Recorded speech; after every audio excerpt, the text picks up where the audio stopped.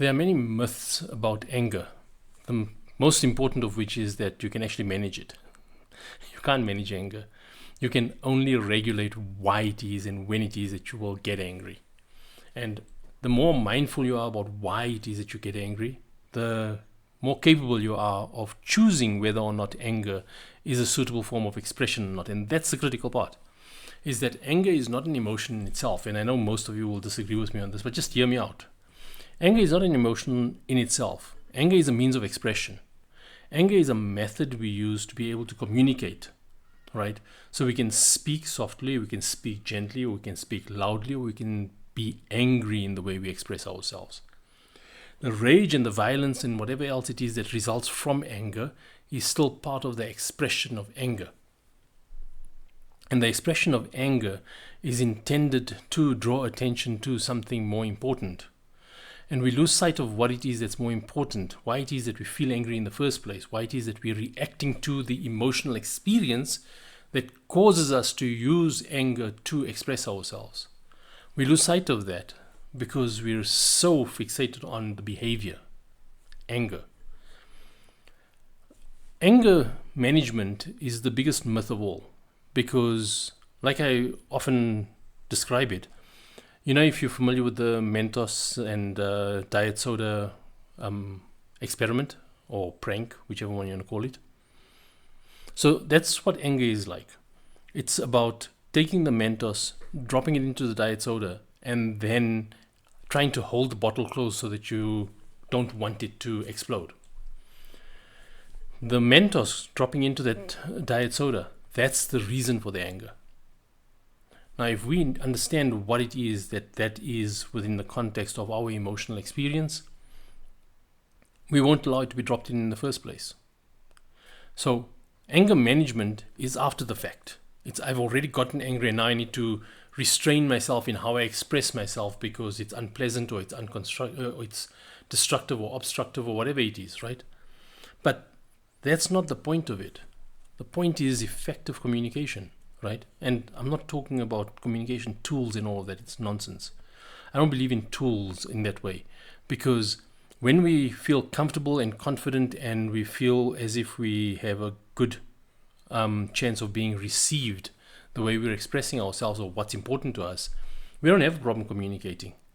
So communication is a result of our confidence and our belief in whether or not our communication or what we're communicating about is going to be valued. So when it goes back to the anger part of it, we need to consider why is it that we get angry in the first place. So if anger is a form of expression, what is it hoping to achieve? And that is what is important. Now, if you pay attention, you'll see that people get angry when they feel unappreciated, when they feel invisible, when they feel ignored, when they feel irrelevant, when they're under threat of becoming irrelevant. That's when they get angry. Which means that anger is a demand for significance, it's a demand to be taken seriously. And the reason why we would demand to be taken seriously is because it's in an important setting, it's an important relationship, it's about something important that we believe is too important to just ignore or let go because of the consequences of it. And that's the thing, right? We get angry because we are afraid of the consequences of what will happen if we allow something to slide, if we allow something to just go unchallenged or not fought for. So, when it comes to understanding what it is that gives rise to it, we need to realize that if we're responding to the feeling or the fear of being irrelevant, of being insignificant, or appearing incompetent even is another common reason, then we need to understand that anger is in fact a defense mechanism. It's a defense mechanism in order to achieve an outcome, right? So if that is what anger is, and I genuinely believe that it is because I've seen enough evidence of this, then that means that we're protecting something. Because you don't defend unless there's a perceived attack. And the perceived attack, and emphasis on perceived, is that you feel attacked, you feel undermined, you feel unappreciated, you feel insignificant, or betrayed or so many other things that causes us to want to then lash out. So, if we are perceiving an attack, we need to consider what do we think is being attacked. And now all of this happens in a split second, right? It's like in the moment, it's spontaneous, it's instinctive. It's not something we give a lot of thought to. That means that you can't manage anger because you're demanding a level of restraint and mindfulness that if you had it, you wouldn't get angry in the first place. So when we focus on managing our anger, when we focus on restraining ourselves, that's like trying to catch the horse after it's bolted. We need to understand why we get to that point in the first place. So when we look at the perceived attack I was talking about, it means that in the back of our minds, something tells us that this is a threat. This is an attack. This is someone coming at us or undermining us in some way. Now, here's the thing. If there's a perceived attack, right, then that means that whatever it is that we feel is attacked, we must believe that it's vulnerable, because you don't protect something if it's not vulnerable. You trust that it is secure in its own right, so you don't have a reason to go into defense mode, right? So it's like, for example, if someone has a negative opinion of you, but that person who has a negative opinion of you has absolutely no relevance in your life. They have no credibility, they have no impact, you just have no concern for what it is that they think of you. Their negative opinion of you doesn't make you angry. But if it's someone you value, someone who you believe is significant in the consequence of your life, then if they have a negative opinion of you, depending on what that opinion is and how confident you are about being able to get them to see it differently, etc., etc., etc., then their opinion will get an emotional reaction.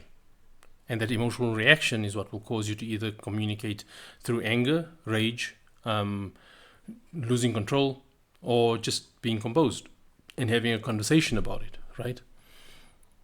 So, what is being attacked? We said it's vulnerable, but just because something is vulnerable doesn't mean we're going to protect it. It has to also be valuable. So it has to be something important. So if it's something important but vulnerable, then we perceive it as weak, right? And this is the next important point, is that vulnerability is what we perceive as a weakness within us. It's not what someone else thinks is a weakness. Again, test it.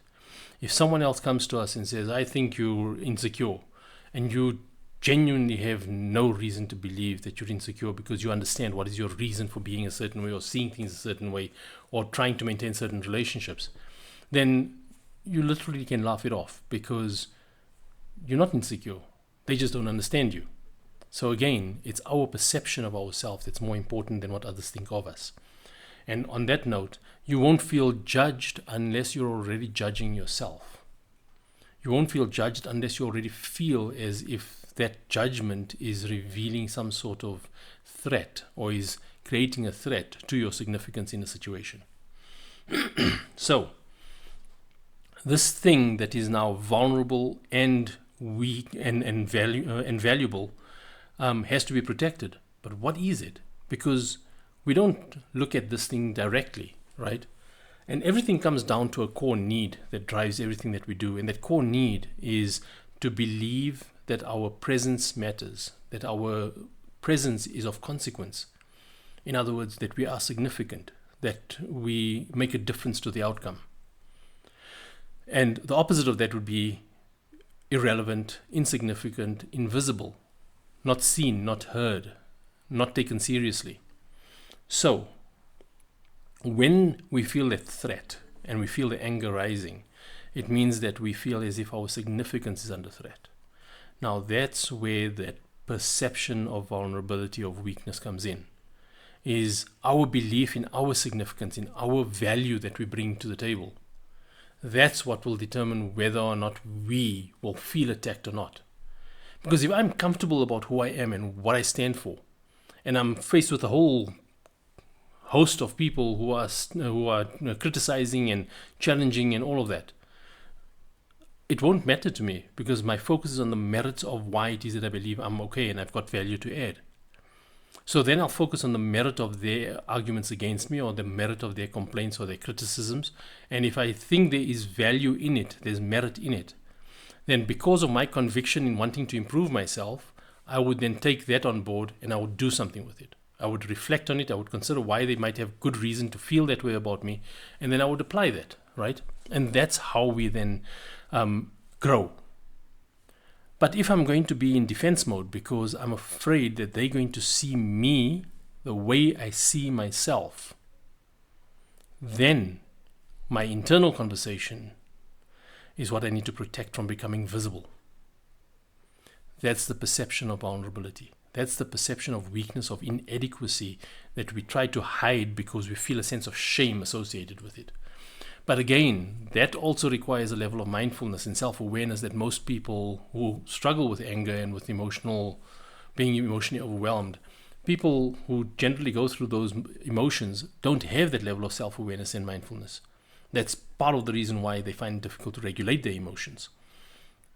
So when you realize that, you'll realize that the reason why people behave that way or get so angry and they can't contain themselves is not because that's who they choose to be. It's because they can't help themselves because they have lost sight of what it is that feels like an attack. They just feel attacked and they can justify in their own mind why it is that, you see, this is what you did, this is what you said, this is what you always do, this is how you always treat me, all of those sorts of things. That's what they latch onto as the evidence to say, I'm being attacked. Now, even if that evidence is true, even if it is true, my choice of how to respond to it is still my choice. And that's why your anger is yours to own. It's not for anyone else. You can't say, you're making me angry. No one makes you angry. And this is a very, very unpopular opinion, but let's see that there's merit in it. If people could make you angry and you couldn't do anything about it because they're making you, they're doing it to you, then that means that if you're faced with the same critical opinion from two completely different sources, one you care about and one you don't care about, then that means that that critical opinion of you is supposed to make you angry, which means that it doesn't matter who's saying it, the fact that someone is saying it is the reason why you're getting angry. And that's why you can't help yourself. But we know that's not true. The fact that some people are like that, they've lost themselves to the point where anyone's negative response or hint of criticism just gets them to overreact and become angry. That is a separate issue, right? And that's just to show how far off we've slipped from that sense of self and that mindfulness that we're supposed to have about ourselves. So, no one makes you feel any way. You choose how you feel because of the importance you place on who it is that's treating you a certain way, what it is that is not working out for you. That's what it's about. And that's what you need to focus on. If you don't have the mindfulness and the self-awareness to understand what drives you, at least start by looking with conviction at what it is that is important to you. Who do you want to be, not who do you have to be? And that's a critical question that most people avoid. We always look and think, this is who we have to be. This is what we have to do. Because if we don't, blah, blah, blah. And it's that if we don't, and because we have to, is fear-driven based on the avoidance of consequence. And it's when you're avoiding consequence that you eventually wear yourself out. Because even if you're doing something good and positive and something beneficial, something valuable, even something that people might celebrate, if you're doing it because if you don't do it, there's going to be a negative consequence, that joy, the sweetness of the accomplishment will be very short-lived. And within minutes, hours, days, depending on how big a deal it was, the accomplishment of it, the sweetness of it will be gone, and the only thing you'll be left with is the acknowledgement or the knowledge that I accomplished that, and then that has merit for you to be able to use to get somewhere else in life. But your connection with it, your feeling of accomplishment, your belief in your ability to accomplish more, all of that, none of that would have shifted fundamentally because you did it because you had to. And no one knows how difficult it was, so that's why it doesn't matter what other people think. They can sing your praises and everything else, but you know what your struggle is about. And that's where we go wrong, is we lose ourselves to our struggle. So where does all of this come from? Why is it that we get to the point of feeling anger without realizing that we're angry? Because some people are so, their normal is to be at that heightened level of anger that they're actually composed in the way they present themselves while they're angry. And the way that reveals itself is that when there's something that ticks them off, and I'm not going to say trigger, because trigger is a completely different thing, but when there's something that annoys them, they go from 0 to blow up in no time at all. There's no gradual increase in tempo, in tone, in energy or anything like that. They just go from being totally calm to snapping. That's because they underlying their composure, on their calm exterior, they're constantly on edge, angry about what next is going to go wrong, who next is going to attack them or undermine them or not take them seriously or disrespect them. And that's why if you don't have this mindfulness, if you don't have this self-awareness about where are you at before someone even enters your space, you're going to blame everyone for how it is that you feel and how it is that you react. And it's because you're not offloading things from the past. You're holding on to things from the past. And before you assume that I'm diminishing people's experiences, I'm not diminishing anyone's experiences. What I'm saying is that if something bad happens, if we have a difficult experience, traumatic experience, whatever it is, what we take from the experience is more important than the experience itself. That's why sometimes you can have a minor kind of embarrassment and you feel humiliated for the rest of your life. And other times you can have a massive embarrassment and you laugh it off and you just shrug it off and move on. What you take from it is always more important. So even when you have a traumatic experience, it's what it convinces you about yourself and about life and about what you can expect from the world and your trust that you have in people and in your surroundings and things like that. That's what we stick with. That's what stays with us after the experience.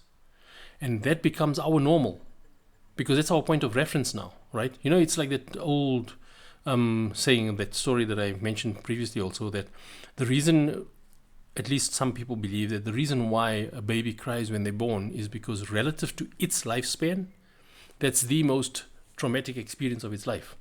So it's all relative. And as you go through life, the more traumatic experiences or difficult experiences you have, that benchmark of yours, that baseline, is shifted. And that's why someone who's been through like a whole lot of worse experiences than you have will look at something that you're experiencing that's the worst thing for you, and they'll think, well, what's the big deal? That's not such a big deal. Like, appreciate what you've got.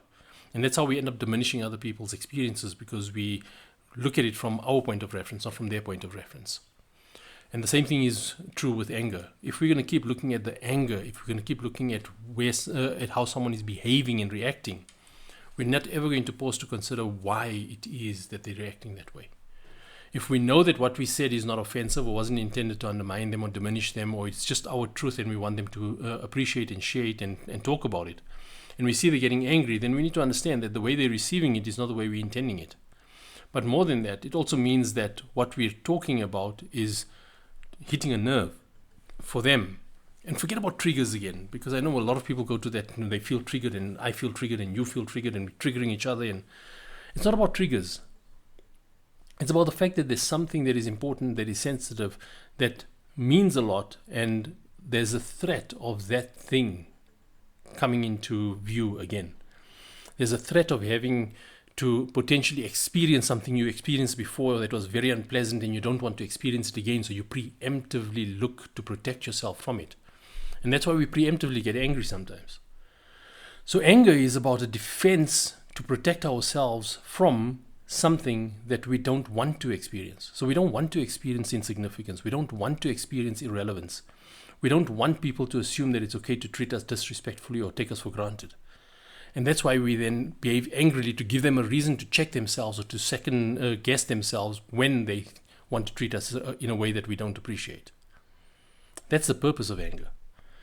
So when you can command anger as part of your deliberate expression, because you need to communicate urgency, you need to communicate importance if you're not already being taken seriously after your best efforts, that's different to having your anger drive how you behave.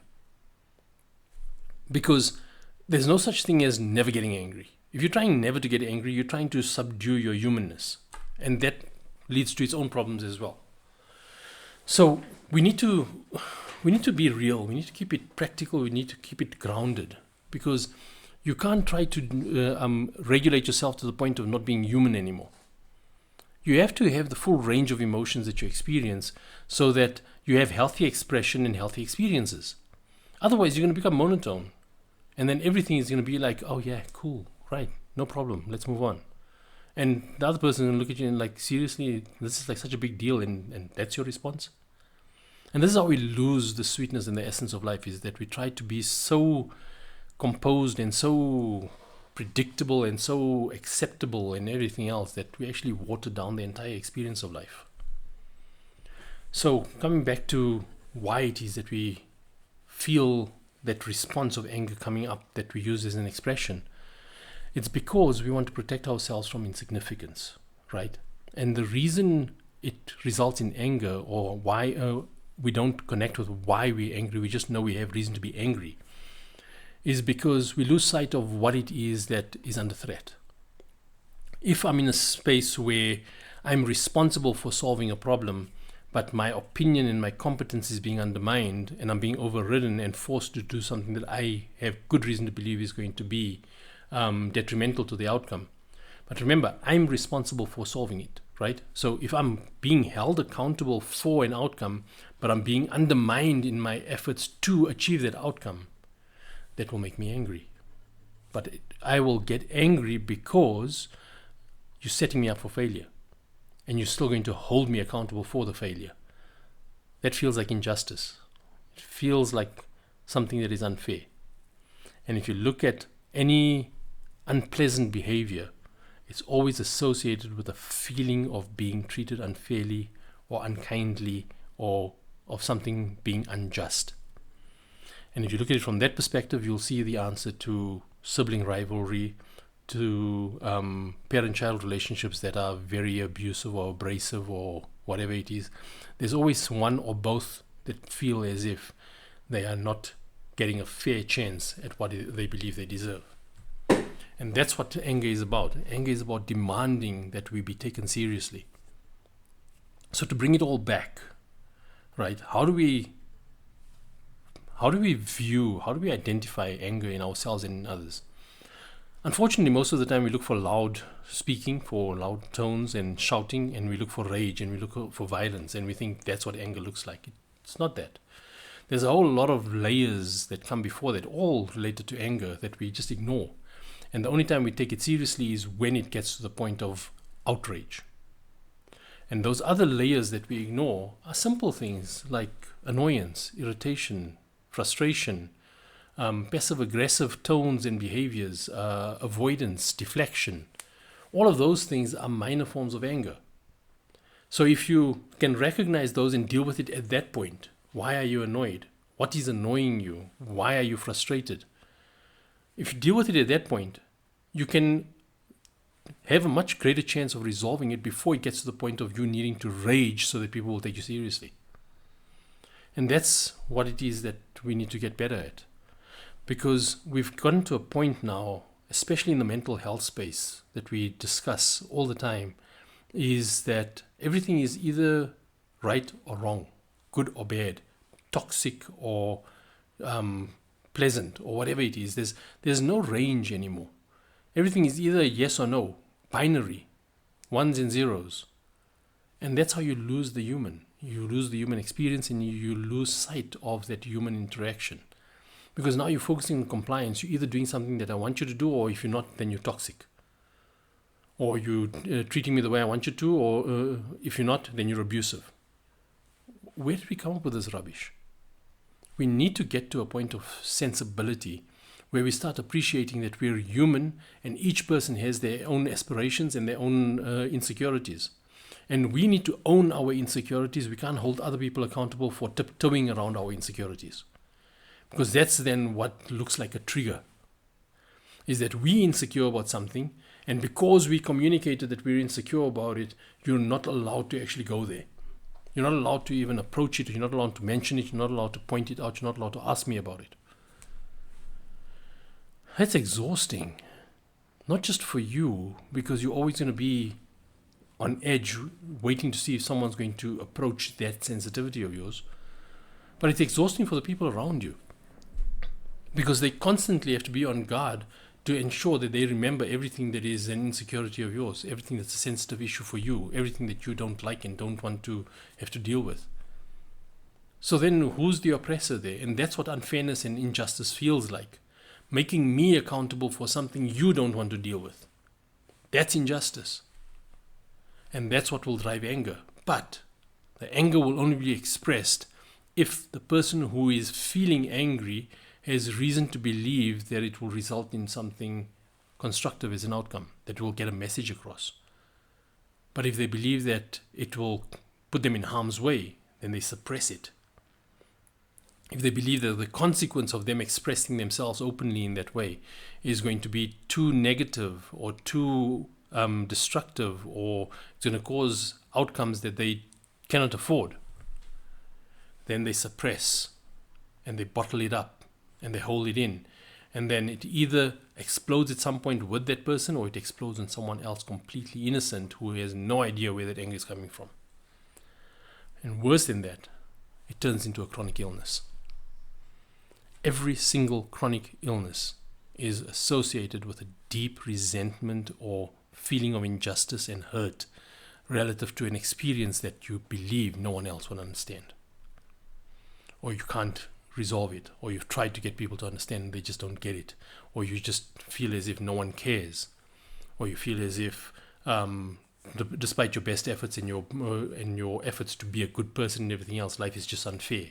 And those sorts of things. It's that injustice theme that plays through all the time. And how you feel about that and your ability to express yourself or feel understood, or the need to be understood versus the acceptance of I don't expect to be understood, so I'm okay with it. All of those things come together in determining how it is that you're going to react in that moment. And that's what we need more mindfulness of, more self-awareness. Is understanding what is it that's driving us to feel this way, rather than just I feel this way so you need to honor it. You need to make space for me to feel this way. No. We can create space to have healthy conversations and to work through something together, if that's the nature of our relationship.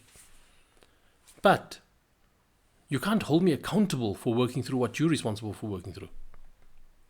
Accountability and cooperation are two completely separate things. Caring for someone and being supportive for them is totally different from feeling responsible for how they feel about themselves. And that's why this nonsense about you complete me and I need you to complete me and I need... No one completes you. They either compensate for what it is that you're lacking in yourself and you feel as if that's complete, or they don't. And then if they don't, then you think, oh, we're not compatible. No, you need to be compatible about more than just your emotional whims. You need to be compatible about what you want to create together. What is it that must be the outcome of the two of you being together? What is it that you want to contribute towards collectively so that the outcome is greater than your individual contributions? We've lost the plot. Because everyone's so angry all the time and they don't realize that they're so angry. That's why we've got such destructive sense of self that's developed these days, this hyper-individuality and everything else. It's an angry response to feeling as if no one else will care, so you have to put yourself first. Why are we so angry? If you believe you're not good enough, then do something about it. Either improve yourself, be more effective at how it is that you show up for others, or leave. Move out of that space and go and find a space that you do resonate with. But don't hold others accountable for your bad behavior just because they don't get you and you're not putting in the effort to be understood or to even understand yourself. Your anger is yours to own. And no matter how volatile a situation is, you are still responsible for how you choose to respond to it. And yes, there can be understanding about why you might have lost it, why it is that you couldn't help yourself. But that understanding doesn't condone or justify or defend what you did if you behaved badly. That understanding is only there so that you can do something about the why. That's what the understanding is for. So that you go beyond the judgment of the behavior, You understand the reasons, the motives, the intentions, the contributing factors of it, and then you do something about that so that it doesn't keep happening. Because one of the worst things you can do is when someone understands why you get angry, then you just expect them to deal with your anger all the time because they understand why you get angry. I told you this is why I get angry, so that's why you have to just accept it. Don't force me to do something differently. No. You are responsible for what it is that you bring to the table. In the same way that you don't want to be responsible for what someone else brings to the table. Unless, of course, you are defined by whether or not someone appreciates the space you create for them. In which case, you make yourself available as a doormat. And then eventually when you get tired of being a doormat because it's not fulfilling, or when you need to vent or you need to rage and no one is willing to accept that from you, then suddenly it doesn't work anymore, and then you don't want to be a doormat anymore, and then you don't know how to be. Anger is yours to own. And the more angry you get, the less you'll be able to focus on what is really important in that moment.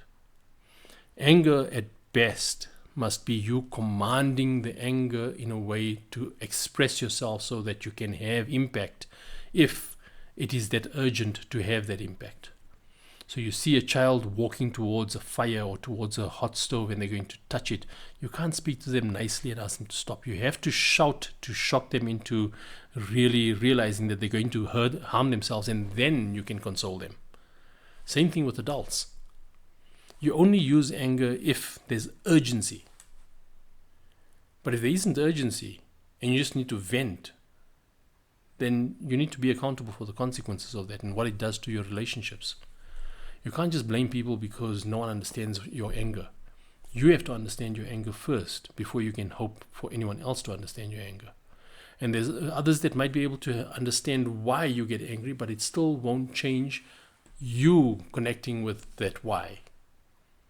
Why you choose to continue to be angry about something is more important than the fact that there's a reason why you're getting angry.